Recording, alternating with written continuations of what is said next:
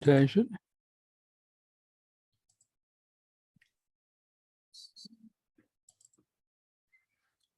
Cavities and duplexers. Turn this off.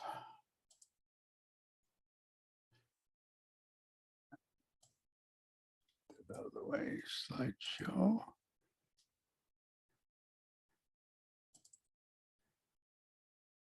From the beginning. Okay. Oops, where am I going here? How do we get back there? I'm sorry, got lost here. Run through this backwards. There we are.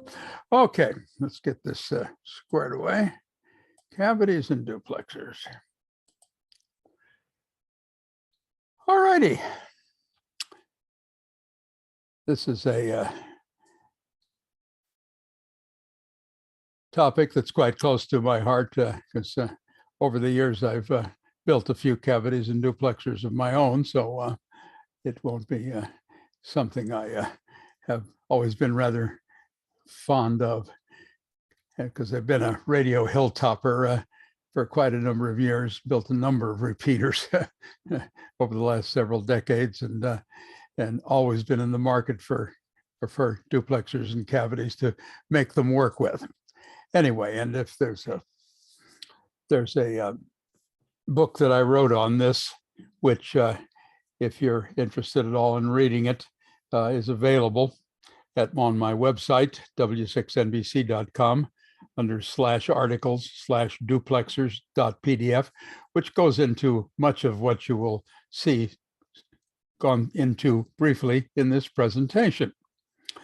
In case it's something that you'd like to know a little bit more about technically, I've written it up here in a book, and it's quite free. It's available quite widely on the internet, but you can get it here too. And that little QR code down there in the lower right will bring it up to you. Most hams are certainly familiar with repeaters, particularly FM voice repeaters, and more recently now with digital voice repeaters. But we find them in various guises throughout the world, because any country that has ham radio, and most countries of the world have ham radio these days, there are repeaters.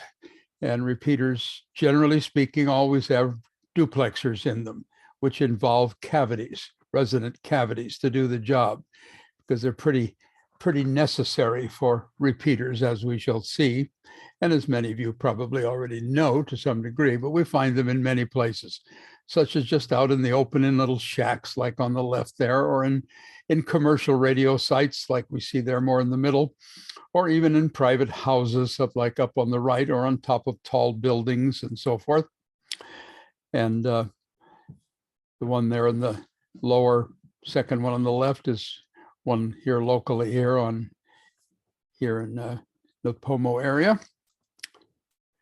The growth of US voice repeaters, FM voice repeaters, or analog voice repeaters has been quite remarkable. I have been with voice repeaters for years, because I've been in ham radio for over 50 years now, since about the beginning of this curve, when they pretty much began as AM voice repeaters, long before digital repeaters. But you can see the general growth of them in the US now.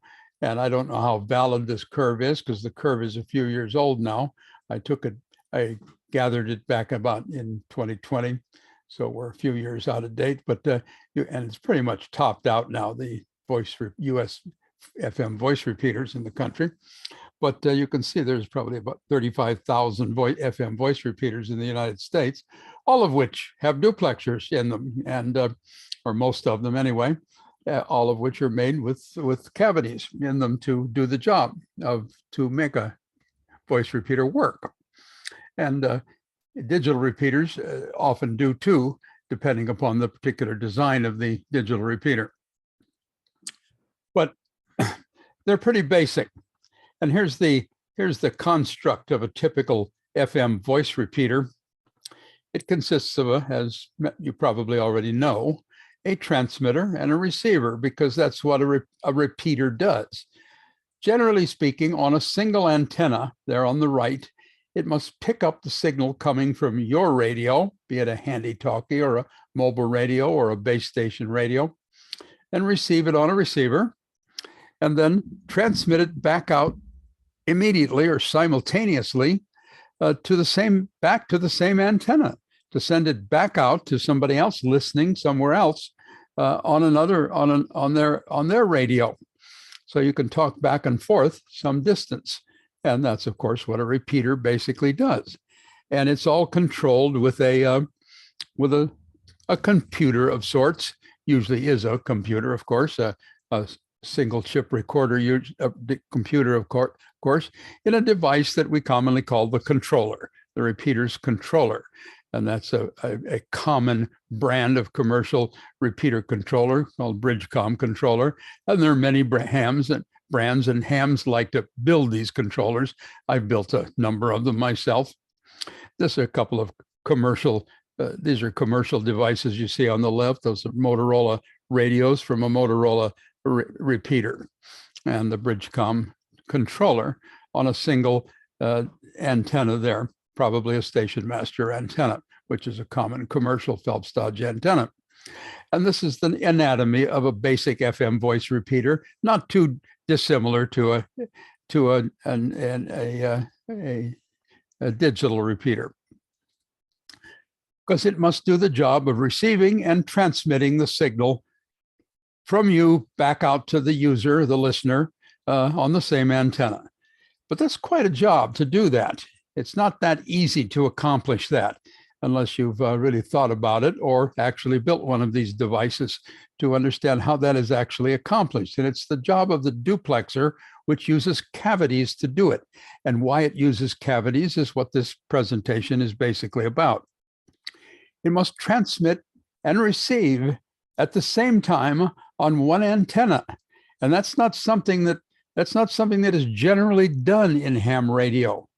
Generally, we transmit and then we receive. In other words, we TR, we transmit, receive. We do one and then the other. But a repeater does them both at the same time. And that's the distinct difference between a typical mobile radio or a handy-talkie that you talk on, which does one and then the other with a TR switch, a transmit-receive switch. In the early days of ham radio, it could have been as simple as a knife switch that switched between a transmitter and a receiver. But that's not what happens in a repeater.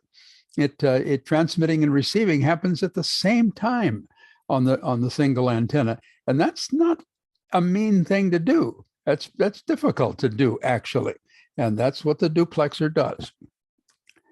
And there's the duplexer, which goes between the single antenna and the transmitter and the receiver, controlled by the controller. And it's made up of these cavities, or these bottles, as hams like to call them, because they are kind of physically shaped like bottles or cans. They're often called bottles and cans colloquially, and because they're shaped like that. And that's what a duplexer typically looks like. And that's a physical picture of a physical cavity. Duplexer. The duplexer cavities, or bottles or cans, must keep the transmitter and the receiver signal separate so that one doesn't bother the other one, because that's why we had a transmit-receive switch. And we do have a transmit-receive switch in our radios, so that the one doesn't bother the other one. We transmit, it doesn't bother the receiver, and vice versa. Doesn't happen the other way. It's the transmitter that bothers the receiver. Normally, they don't bother each other because we only do one at a time. But in a duplexer, we do them both at the same time. To give you an idea of how difficult the job this is, look at this little chart, this chart here, which illustrates how big a difference there is between your signal coming into a repeater and the signal going out from a repeater. Let's take a typical FM voice repeater, which puts out maybe 100 watts, let's say. That's probably about as much as most FM voice repeaters might put out, 100 watts. Many of them are less than that. Not too many of them put out more than that. So 100 watt is typical. 100 watt voice repeater, get that out of the way a bit. Maybe you don't see it, I do. It's a little bar on my screen. A typical FM voice repeater puts out 71 volts into the antenna. That's the equivalent of 100 watts at 50 ohms. At 50 ohm in a 50 ohm system, 71 volts of RF voltage goes into the antenna from a transmitter making 100 watts.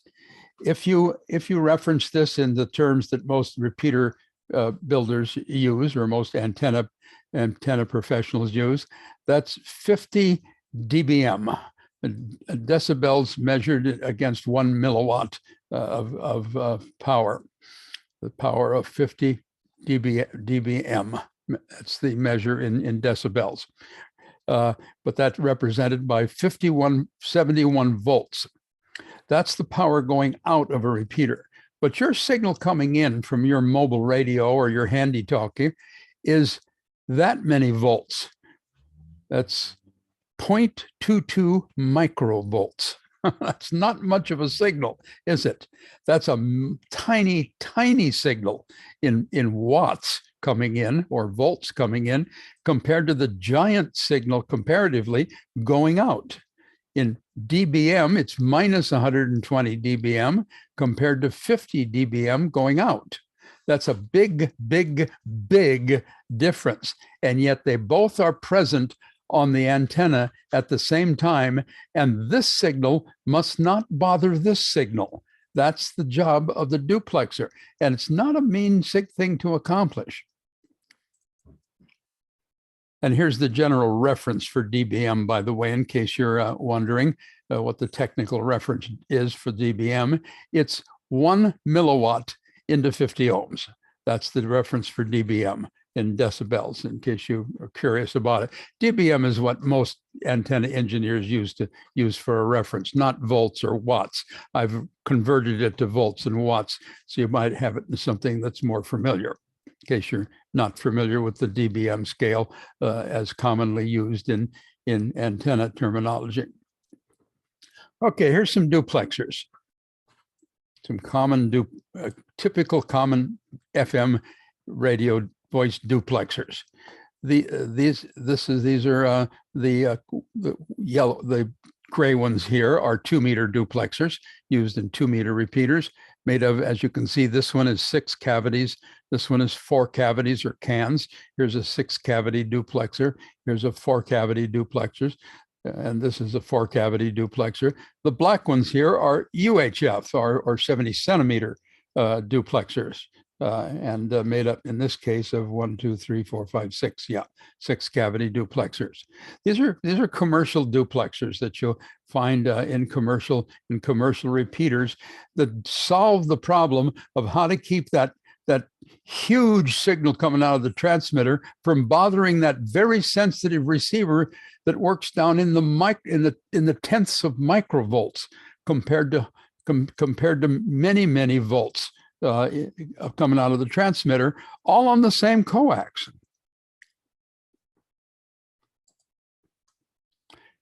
And these devices are filters.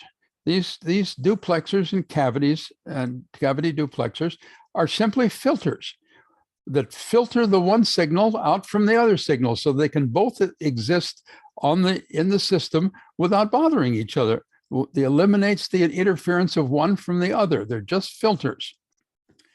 And there are 2 kinds of filters in a duplexer: bandpass filters and notch filters.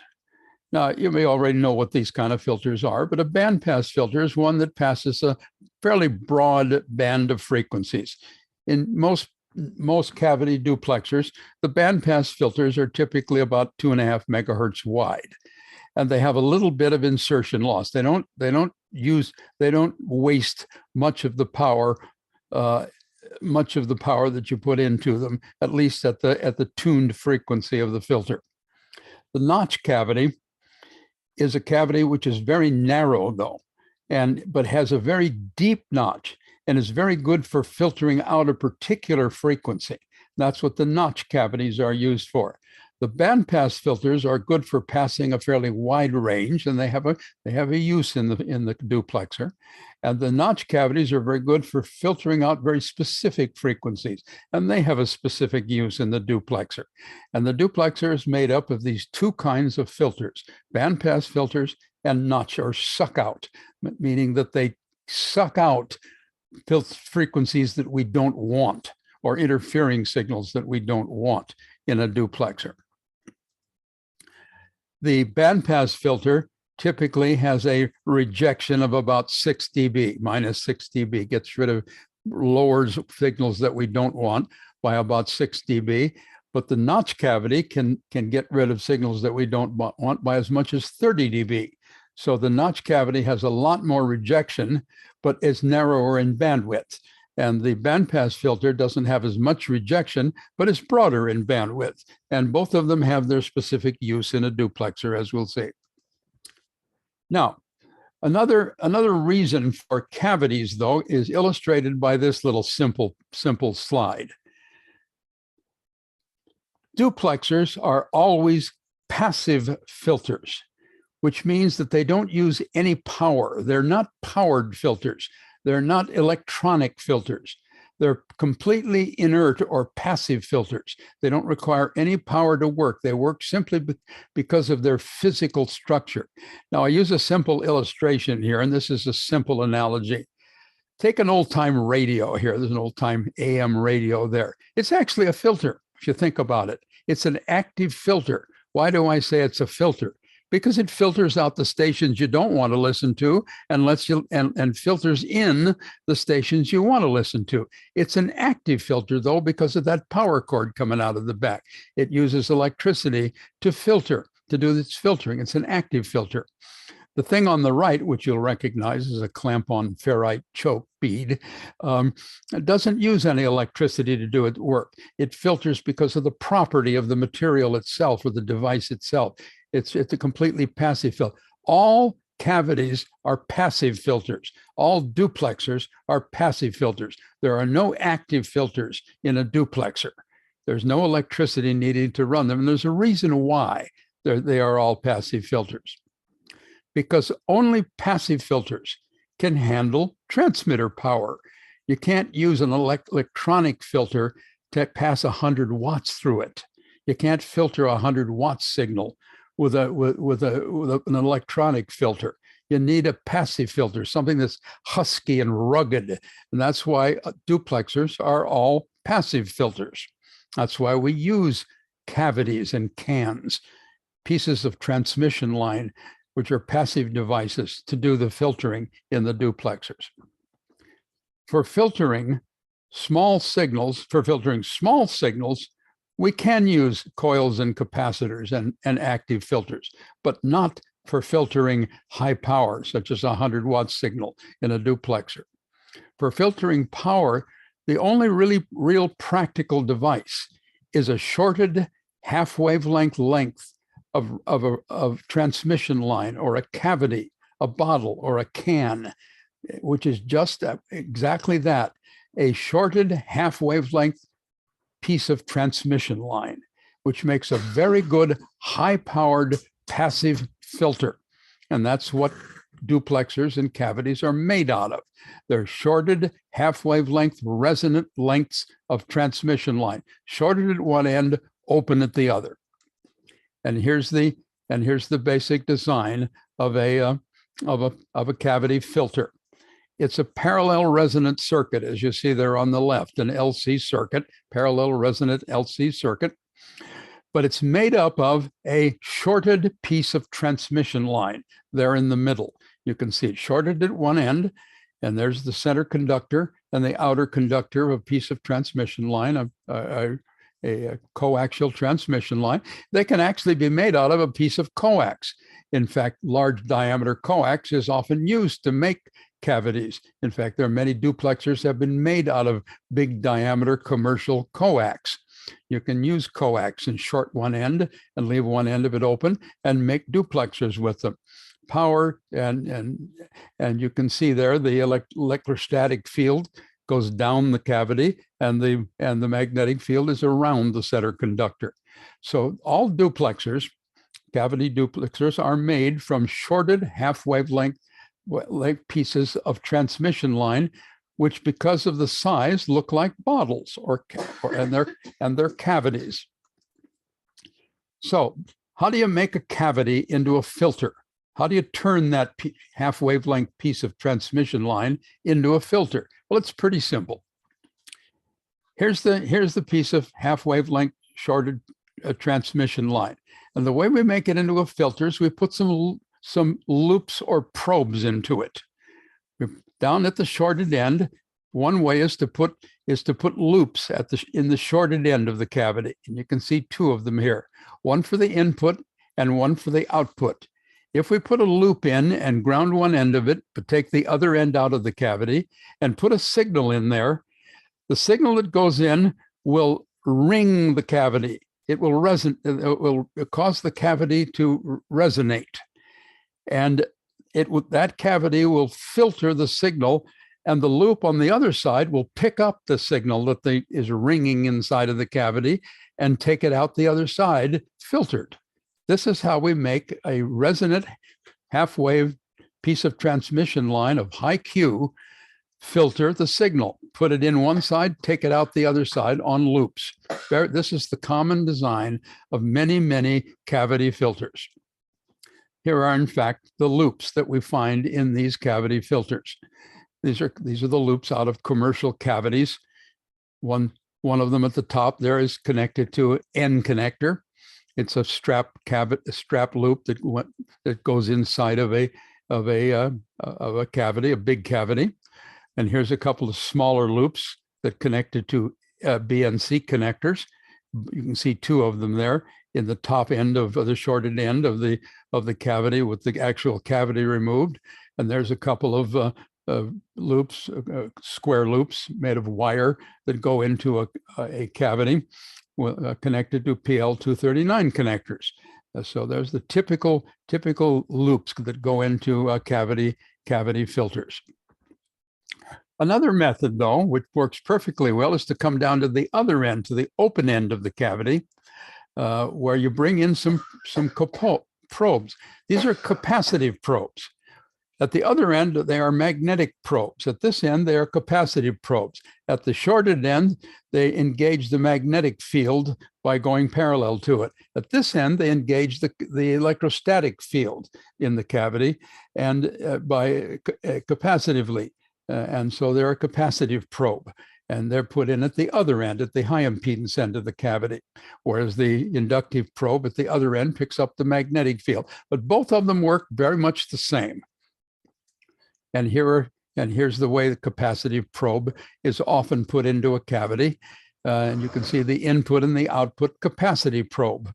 And here's an actual physical capacity probe from a cavity. You also see a tuning screw there in the one on the left, which is often used to tune the cavity, which is also tuned capacitively. Here's another way of coupling cavities together, which is called port coupling, which we'll get to here later, where they actually make holes between, here's four cavities coupled together instead of with probes or loops. They're coupled together with ports, which are just holes between the cavity. This is a common method, but not so easy for home builders, but commercial cavities often use this method. So loops, probes, and ports are often ways of coupling cavities together to get more filtering. So let's make a bandpass cavity into how do you make a bandpass cavity into a band reject or a notch cavity? Okay, here's a bandpass cavity and a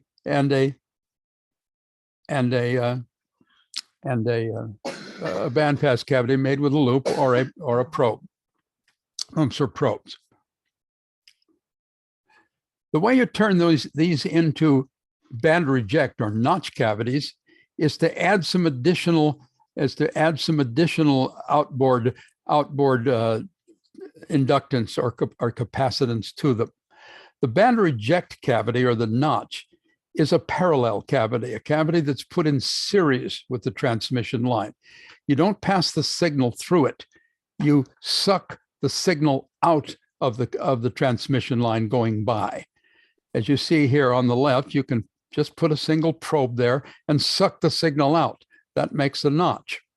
Or you can use a couple of probes with a little inductance between there and to improve the amount of suck out. Or you can put a capacitor in between and use that to suck the signal out. But in the notch cavity, the signal is passing by the notch or suck out cavity. Or you can also use a probe to do the same. So cavity types in a duplexer. So let's look at the use of these two types of cavities, band pass or band reject, in a duplexer, and the roles they perform. Here's a typical 6-cavity duplexer that's hooked to the antenna in the middle and the transmitter and the receiver simultaneously in the repeater. On the right is the receiver, and on the left is the transmitter. Typically, this is the setup. We have a bandpass cavity, which is broad, but covers a wide range of frequency on both sides, right at the antenna.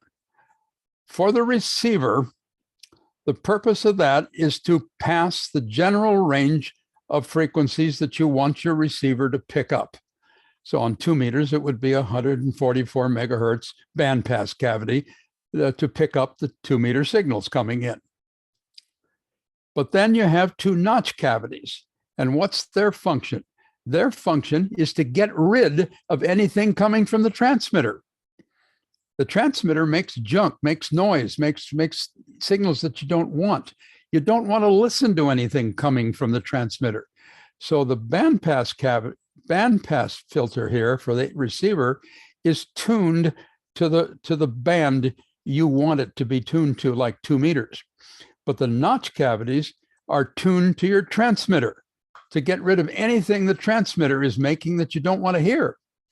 On the other side, the bandpass filter is tuned to your receiver's frequency because you don't want it to be making anything for the on the transmitter's frequency, and the notches also. Sorry, beg your pardon, said that wrong. The bandpass filter on the output is tuned to your transmitter's frequency, so that you're putting out on the antenna what you want the transmitter to be transmitting into the 2-meter band. The notches are tuned to your receiver's frequency, so that the receiver doesn't. Again, you get more filtering for the notch filters are very sharp, so they keep the receiver tuned to the transmitter's frequency from hearing the transmitter, and the transmitter's notches are tuned to the receiver's frequency to keep the transmitter from making receiver frequencies. Okay, so you can see the general reason for the setup. So remember, bandpass for the receiver's filters tuned to the receiver's frequency. Bandpass for the transmitter's filter is tuned for the transmitter's frequency. The notches for the transmitter are tuned to the receiver's frequency, and the notches for the receiver's frequency are tuned to the transmitter's frequency. A little confusing, but that's exactly what happens. And when you tune up a duplexer, that's how you tune it up. You tune up the notch here for the receiver frequency, the notch here for the receiver frequency, but the bandpass for the transmitter's frequency. You tune up the bandpass here for the receiver's frequency, and the notch for the receiver's frequency. You tune up the notch for the transmitter's frequency and the notch for the transmitter's frequency. And this way, you keep the 2 of them out of each other. This one also helps any other repeaters in the system, any other radios in the building from being bothered by your transmitter. So there's the general pattern for tune-up. RX, I left this one out here somehow, and you can see them here. Okay. Oh, there it is. Yeah, you can see the general pattern of tuning up the filters in a duplexer, how they're tuned up. It's the backward combination there that anybody who tunes up a duplexer needs to learn. Okay, let me give you a homebrew example though of building a duplexer. Here's a home-built duplexer. I've built a number of these and they work really great. What is this? This is a cake baking pan. You can buy them at any commercial cake, any commercial restaurant supply store. You can even buy them at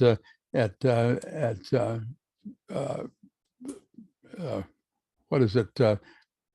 Craft stores where they bake cakes and stuff. You know, that's a cake baking pan. And they come in all sorts of sizes from 6 inches up to really big ones, you know, commercial cake baking pan.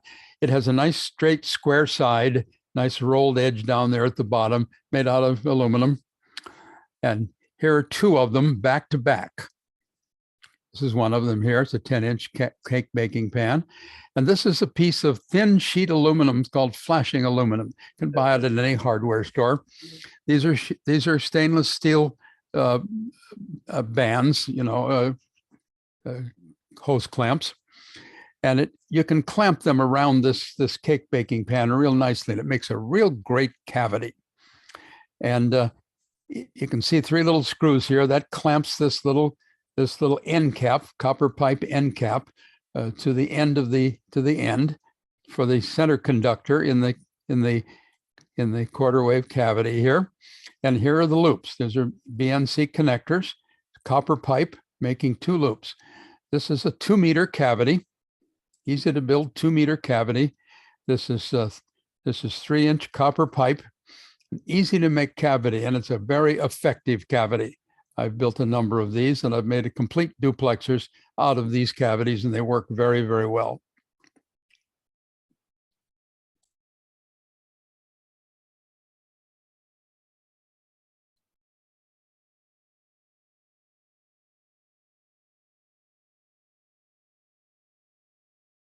Oops. I think you got yourself on mute there, John.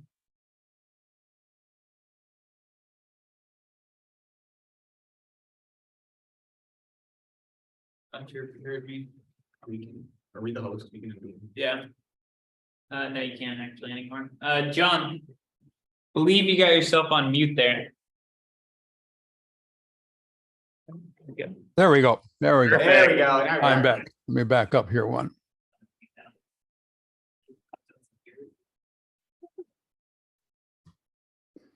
Let me back up here one.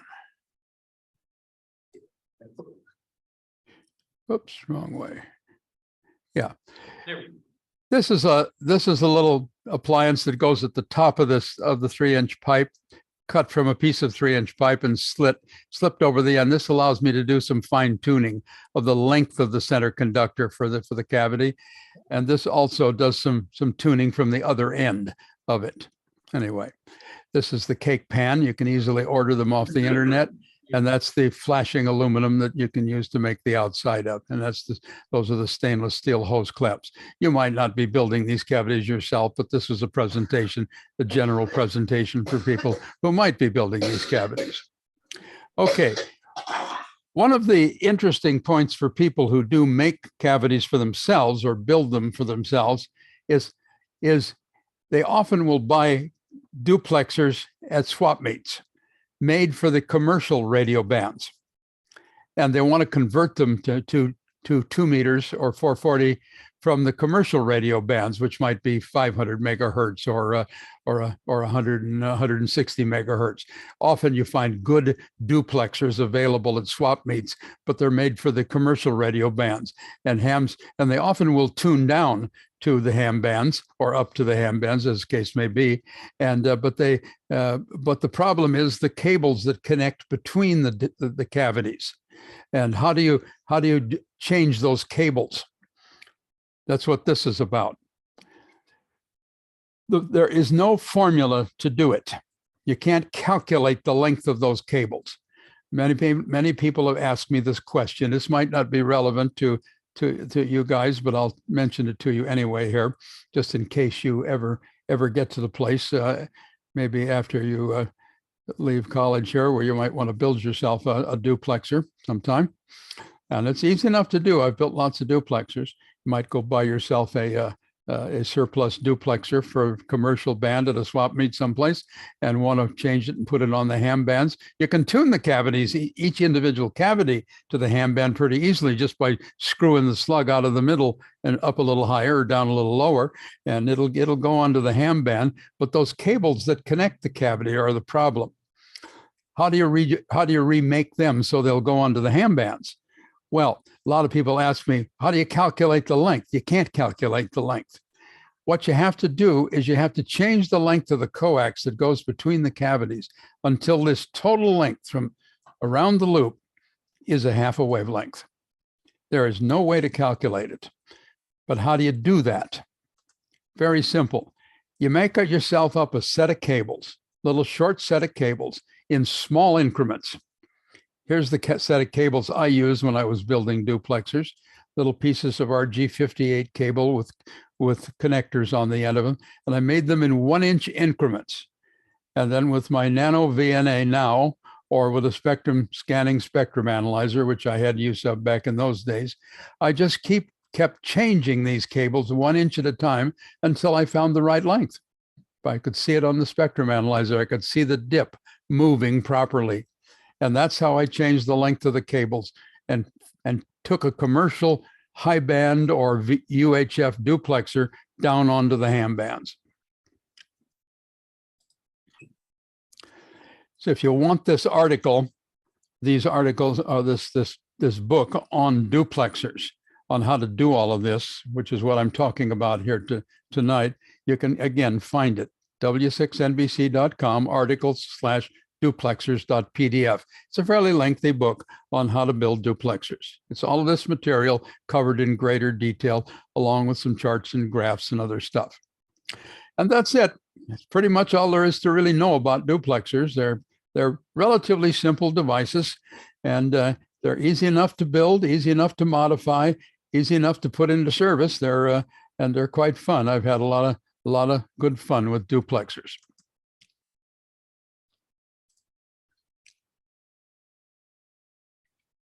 All right, perfect. Yeah, thanks for that presentation, John. Yeah, round of applause from the audience here. That was great.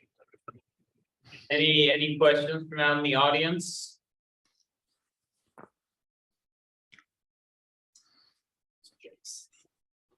Oh, you just said thanks. All righty. Yeah, no, it'd be great to build our own. It seems, yeah, it's not too complicated, which would be very interesting. It isn't that complicated. It's just mechanical and knowing a few principles. And then I forget, you made yours adjustable as well, right? Oh yeah, sure.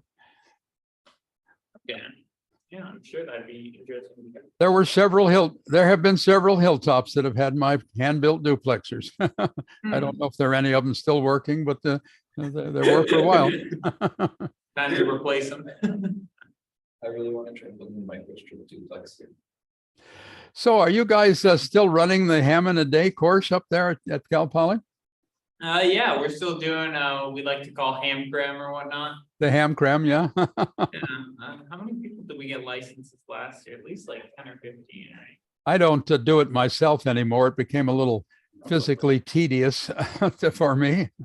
This Zoom lecturing has become more my passion in recent years. I've done over 150 of these lectures now, so that's more fun. Well, you get to sit in a comfortable chair while you're talking, so. Why not? Instead of sitting in a cold classroom waiting for people to read the handbook. Well, at least here it's actually we were joking earlier. I think it's warmer than our houses here in this room. It could be. Does your last time I was aware of what you guys were doing, one of your professors was kind of pushing the ham thing. Is that still true? Somewhat. The problem is the licensing fees made it a little less feasible than it used to be, but he still pushes people, gives extra credit for it kind of deal. Uh-huh. Well, that's good. Because I like to know though that you are doing the cam sessions, because people ask me where can I do the thing, because since I don't do it anymore. Yeah, it's effective to just get it done in one day or just be held accountable to show up to something. To learn all the material and then get tested. Sure. Well, it does work, as 20 years of it proved it to me. Okay, guys. Well, thanks for having me. And if you want to see anything more, and you might want to check out the Ham Expo coming up March 24th, in case you're not that's not on your radar. That's Eric Guth's ham convention on the air or on the internet, March 24, hamexpo.com, and that's all day ham convention on the air. It's a good thing. I'm speaking there on an interesting experiment that I've been doing with a inflatable blow up magnetic loop antenna, one that you can put in a backpack and hike up to the top of a mountain with. That's a good idea. We've been needing something like that. Our last few sodas have been unsuccessful so far. Bordering on disastrous. Yeah, that might be a better characterization. Well, it's interesting that there's a lot of good stuff that backpackers can hike up to the mountaintop with, but the antenna's the weak link. Yeah. Because a piece of wire that you throw over a bush or a rock or a short loaded whip antenna is the weak point. But if you could carry a mag loop up to the top of the mountain, that's a good antenna. And this is a magnetic loop that's made out of conductive magnetic fabric put around a mountain bike inner tube and blown up. It's a good design, but it's still experimental. I haven't got it completely worked out yet, but it works, and it's an interesting design. So if you want to see how that works, attend the March 24th, 25th Ham Expo online, and it's available there. Just look it up online. You can attend it, and I'll be talking on this. Right on. Okay, guys, we'll see you down the old coax, as they say. So thanks for having me, and have me back anytime with my correct email address this time. Yeah, that'd be great. Okay, see y'all later. Thanks for All right, coming. yeah, take care. All right. Anything to say to the viewers out there on YouTube once we get monetized or self-recording? Smash that like button, subscribe.